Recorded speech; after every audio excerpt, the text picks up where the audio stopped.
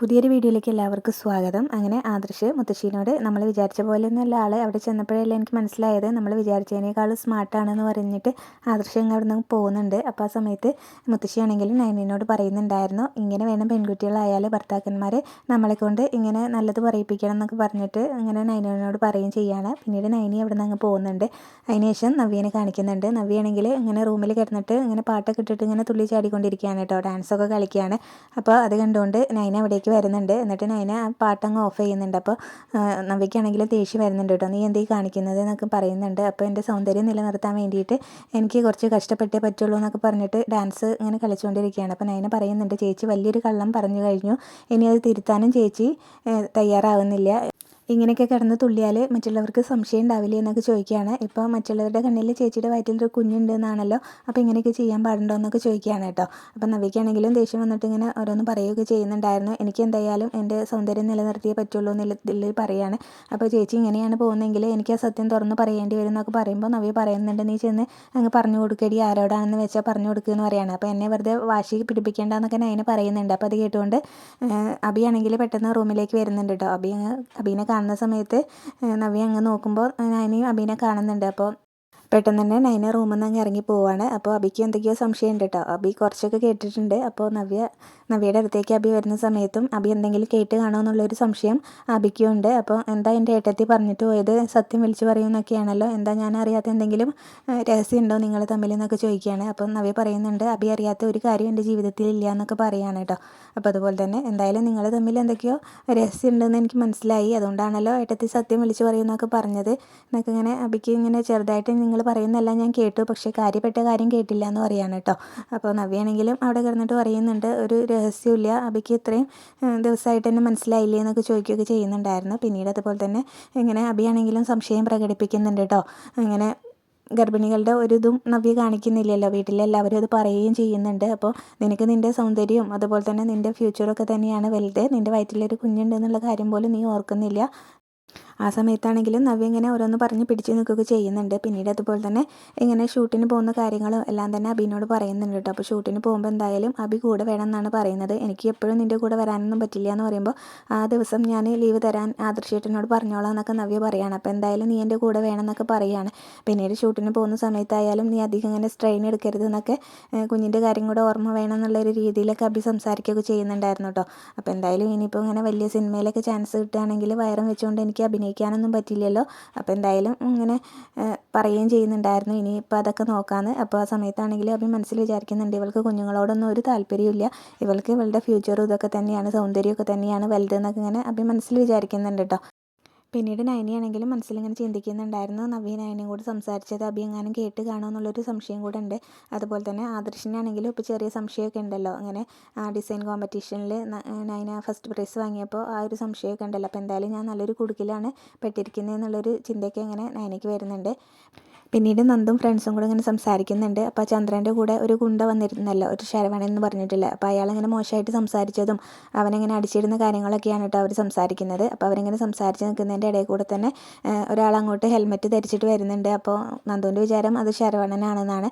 എന്നിട്ട് അയാളെ ഇങ്ങനെ അടിക്കുകയൊക്കെ ചെയ്യുന്നുണ്ട് കേട്ടോ. അപ്പോൾ പെട്ടെന്ന് ഹെൽമെറ്റ് ഊരുമ്പോഴാണ് ആൾ മാറിപ്പോയ കാര്യം അറിയുന്നത്. അപ്പോൾ നന്ദു പെട്ടെന്ന് പറയുന്നുണ്ട്, ആൾ മാറിപ്പോയി, വേഗം വണ്ടി എടുക്കടാന്ന് പറയുകയാണ്. എന്നിട്ട് അയാൾക്ക് കുറച്ച് പൈസയൊക്കെ കയ്യിൽ കൊടുത്തിട്ട് പെട്ടെന്ന് അവർ വണ്ടി എടുത്ത് പോകുന്നുണ്ട് കേട്ടോ. അപ്പോൾ അവരിങ്ങനെ സംസാരിച്ച് നന്ദു ആണെങ്കിലും നന്ദുവിനോട് ഇങ്ങനെ ഫ്രണ്ട്സ് പറയുകയും ചെയ്യുന്നുണ്ടായിരുന്നു, എന്താ നന്ദു ഇങ്ങനെ ആളറിയാതെ ഇങ്ങനെയൊക്കെ ചെയ്തുവല്ലോ എന്നൊക്കെ പറയുമ്പോൾ അതിങ്ങനെ അയാൾ ആ ഗുണ്ട വരുന്ന വഴിയാണത്, അപ്പോൾ ഞാൻ അവൻ്റെ കാര്യം സംസാരിച്ച് നിന്നപ്പോൾ അവനെ പോലെ തോന്നി, അതുകൊണ്ടാണെന്നൊക്കെ പറയുകയും ചെയ്യുന്നുണ്ട്. എന്നിട്ട് അവരങ്ങ് ബൈക്കിൽ കയറി പോവുകയും ചെയ്യുന്നുണ്ട്.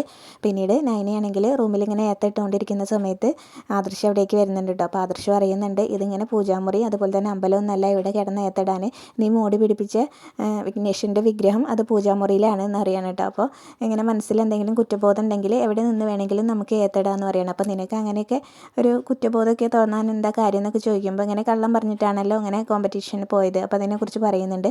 അപ്പോൾ എനിക്കിങ്ങനെ അതിന് ഭഗവാനോട് ഇങ്ങനെ മാപ്പ് ചോദിക്കണമെന്ന് തോന്നിയെന്ന് പറയണം.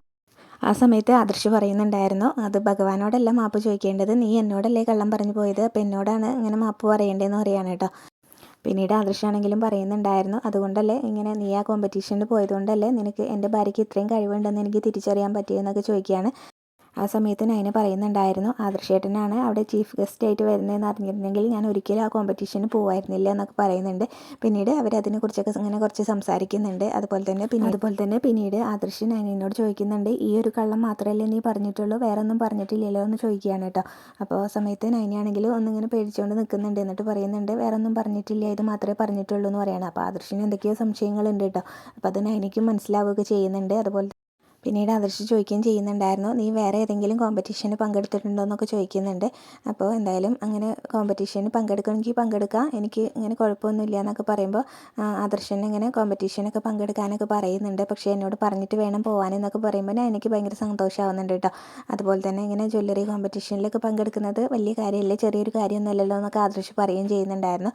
പിന്നീട് ഞാൻ ഇങ്ങനെ സന്തോഷിച്ച് പോകുന്ന സമയത്ത് ആദർശ് പറയുന്നുണ്ട്, നീ ഫസ്റ്റ് പ്രൈസ് വാങ്ങിച്ചു എന്ന് വിചാരിച്ച് എനിക്കിതിൽ വലിയ മതിപ്പൊന്നുമില്ല. ഇപ്പോൾ പവിത്ര ഇങ്ങനെ ഓരോരോ പുതിയ ഡിസൈനൊക്കെ കൊണ്ടുവരുന്നുണ്ടല്ലോ, അപ്പോൾ അതൊക്കെ നീ ഇടയ്ക്കൊന്ന് ഇങ്ങനെ ഓഫീസിൽ വന്ന് ജ്വല്ലറിയിൽ വന്നിട്ട് ഒന്ന് കണ്ടുപഠിക്കണം എന്നൊക്കെ പറയുകയാണ്. അപ്പോൾ നൈന പറയുന്നുണ്ട്, ഞാൻ പരമാവധി ഇങ്ങനെ പഠിക്കാൻ ശ്രമിച്ചോളാം എന്നൊക്കെ പറഞ്ഞിട്ട് നൈന അവിടെ നിന്ന് പോകുന്നുണ്ട് കേട്ടോ.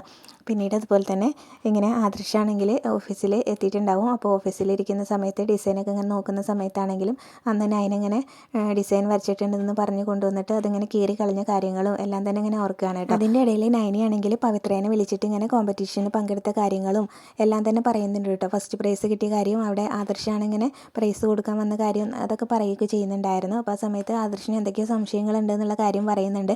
അപ്പോൾ പവിത്രേനോട് എന്തെങ്കിലുമൊക്കെ ചോദിച്ചിട്ടുണ്ടെങ്കിൽ ഒന്നും ഇങ്ങനെ വിട്ട് പറയണ്ട, നമ്മൾ പരമാവധി പിടിച്ച് നിൽക്കണം എന്നൊക്കെ പറയാണ് കേട്ടോ.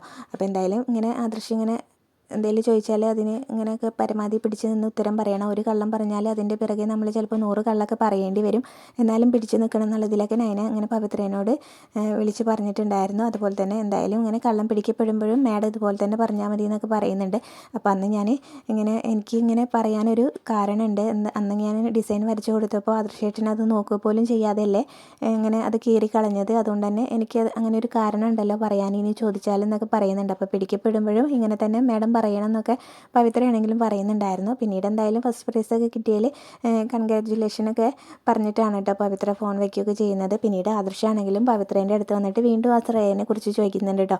ശ്രേയ എന്നല്ല കൂട്ടുകാരിയുടെ പേര് പറഞ്ഞത്, അപ്പോൾ കൂട്ടുകാരിയുടെ വീട് എവിടെയാണ്, വീട്ടുപേര് എന്താണെന്നൊക്കെ ചോദിക്കുന്നുണ്ട് കേട്ടോ. അപ്പോൾ ആ സമയത്ത് പവിത്രയ്ക്കാണെങ്കിലും പെട്ടെന്ന് അങ്ങ് പറയാനൊന്നും കിട്ടുന്നില്ല. വീട് എവിടെയാണെന്ന് ചോദിക്കുമ്പോൾ അതിങ്ങനെ പറഞ്ഞു കൊടുക്കുന്നുണ്ട്, വീട്ടുപേര് അറിയില്ല എന്ന് പറയാം കേട്ടോ, അതെനിക്ക് ഓർമ്മയില്ല എന്ന് പറയാണ്. പിന്നീട് ആദർശം ഇങ്ങനെ ചോദിക്കുന്നുണ്ടായിരുന്നു, ഈ ശ്രേയ എന്ന് പറഞ്ഞ ആളിങ്ങനെ വീടിന് പുറത്തേക്കൊന്നും ഇറങ്ങാറില്ല എന്ന് ചോദിക്കുമ്പോൾ ഹസ്ബൻഡിൻ്റെ കൂടെ മാത്രമേ ഇറങ്ങുള്ളൂ എന്ന് പറയാണ്. അല്ലാതെ ഇങ്ങനെ അമ്പലത്തിലേക്കും അതുപോലെ തന്നെ മാർക്കറ്റിലേക്കൊന്നും പോകാറില്ല എന്ന് ചോദിക്കുമ്പോൾ അപ്പോഴൊക്കെ വീട്ടുകാരെങ്കിലും ഒക്കെ ഉണ്ടാവും എന്നിങ്ങനെ കൂടെ ഉണ്ടാവും എന്ന് പറയാണ്. അപ്പോൾ എന്തായാലും തനിച്ച് കാണാൻ പറ്റില്ല എന്നാണല്ലേ പറഞ്ഞു വരുന്നതെന്ന് ഇങ്ങനെ ആദർശ് ചോദിക്കും. അപ്പോൾ കുറച്ച് റിസ്ക് ആണെന്ന് പറയാണ്. അപ്പോൾ പിന്നീട് ഇങ്ങനെ ആദർശാണെങ്കിലും പറയുന്നുണ്ടായിരുന്നു, ശ്രേയനെ കാണാൻ എനിക്ക് നല്ല ആഗ്രഹമുണ്ട്, നമുക്കിങ്ങനെ ആഗ്രഹിച്ചിട്ട് കാണാൻ പറ്റാത്തതുകൊണ്ട് തന്നെ ഇങ്ങനെ അതിനിങ്ങനെ ഭയങ്കര ക്യൂരിയോസിറ്റി കൂടും, എന്തായാലും ഞാൻ കാണാൻ ആഗ്രഹിച്ച ആളല്ലേ, എവിടെയെങ്കിലുമൊക്കെ വെച്ച് കണ്ടുമുട്ടുമെന്നൊക്കെ പറഞ്ഞിട്ട് ആദർശം അങ്ങ് പോവാണ് കേട്ടോ. അപ്പോൾ പവിത്രയ്ക്കാണെങ്കിലും ഭയങ്കര ടെൻഷനുണ്ട് ഇതെങ്ങാനും കണ്ടുപിടിക്കുമോ എന്നുള്ളത്. അപ്പോൾ അതിങ്ങനെ ഓർത്തിട്ട് പവിത്രയാണെങ്കിൽ അവിടെ തന്നെ ഇരിക്കുകയാണ്. പിന്നീട് നൈനയാണെങ്കിൽ ഡിസൈൻ വരച്ചുകൊണ്ടിരിക്കുകയാണ്. രാത്രിയാണ് കേട്ടോ. അപ്പോൾ ആദർശാണെങ്കിൽ ഉറങ്ങിയിട്ടുണ്ടാവും. ആദർശം അങ്ങനെ പെട്ടെന്ന് ഇങ്ങനെ ചുമച്ച് ഉണരുകയും ചെയ്യുന്നുണ്ട്. അപ്പോൾ നൈനേനെ റൂമിൽ കാണാനില്ല. അപ്പോൾ ആദർശ് എണീറ്റ് വരുമ്പോൾ നൈന അവിടെ ഡിസൈൻ വരയ്ക്കുന്നുണ്ട്. അപ്പോൾ നിൻ്റെ വര വീണ്ടും തുടങ്ങിയോ, നിനക്ക് പഴയ അസുഖം വീണ്ടും തുടങ്ങിയോ എന്നൊക്കെ ചോദിക്കുകയാണ് കേട്ടോ. നീ ആരെ കാണിക്കാനാണ് ഈ വരച്ചുകൊണ്ടിരിക്കുന്നതെന്ന് ചോദിക്കുമ്പോൾ നൈന പറയുന്നുണ്ട്, എനിക്കിനെ ഒരു സംതൃപ്തി കിട്ടാൻ വേണ്ടിയിട്ടാണെന്ന് പറയാൻ കേട്ടോ. അപ്പോൾ പിന്നീട് ഇങ്ങനെ ആദർശ് പറയുകയും ചെയ്യുന്നുണ്ടായിരുന്നു, ഞാനിപ്പോൾ ഭയങ്കര ടെൻഷനിലാണ്, പഞ്ചഭൂതങ്ങളെ സമന്വയിപ്പിച്ചുകൊണ്ട് ഒരു ഡിസൈൻ വേണമെന്ന് ക്ലയൻറ്റ്സ് പറഞ്ഞിട്ടുണ്ട്, അതെങ്ങനെ വരയ്ക്കും എന്നുള്ളൊരു ഇതിലാണെന്നൊക്കെ ഇങ്ങനെ പറയാൻ കേട്ടോ. അപ്പോൾ നൈനയാണെങ്കിലും പിന്നീട് നൈന വരച്ച ഡിസൈൻ നോക്കട്ടെ എന്നൊക്കെ പറഞ്ഞിട്ട് അത് വാങ്ങിച്ച് നോക്കുന്നുണ്ട് കേട്ടോ. ഇന്ന് കോലമല്ലല്ലോ, ഇന്നിപ്പോൾ ഇങ്ങനെ കോമ്പറ്റീഷന് പങ്കെടുത്തുകൊണ്ട് ഡിസൈൻ ഇങ്ങനെ മാറ്റി വരയ്ക്കാൻ അറിയാമെന്ന് കാണിക്കാനാണോ എന്ന് ചോദിക്കുമ്പോൾ അത് കാണിക്കാൻ അറിയാമെന്ന് തെളിയിക്കാൻ വേണ്ടിയിട്ടാണെങ്കിൽ ഞാൻ ഈ രാത്രി വന്ന് വരയ്ക്കണ്ടല്ലോ എന്നൊക്കെ ആ സമയത്ത് നൈന പറയുകയും ചെയ്യുന്നുണ്ട് കേട്ടോ.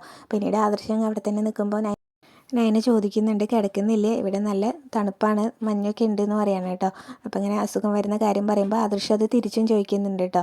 പിന്നീട് നൈനയോട് ഗുഡ് നൈറ്റൊക്കെ പറഞ്ഞിട്ട് ഇങ്ങനെ അവിടെ നിന്ന് അങ്ങ് പോകുന്നുണ്ട് ആദർശാണെങ്കിലും. അപ്പോൾ നൈനയാണെങ്കിലും ഇങ്ങനെ മനസ്സിൽ വിചാരിക്കുന്നുണ്ട്, ഇങ്ങനെ ജ്വല്ലറി കോമ്പറ്റീഷനിൽ പങ്കെടുത്ത ശേഷം ഫസ്റ്റ് പ്രൈസ് കിട്ടിയ ശേഷം ആദർശേട്ടന് എന്തൊക്കെയോ സംശയങ്ങളുണ്ടെന്ന് ഇങ്ങനെ നൈന മനസ്സിൽ വിചാരിക്കുകയും ചെയ്യുന്നുണ്ട്. അവിടെയാണ് ഇന്നത്തെ എപ്പിസോഡ് അവസാനിച്ചിട്ടുള്ളത്.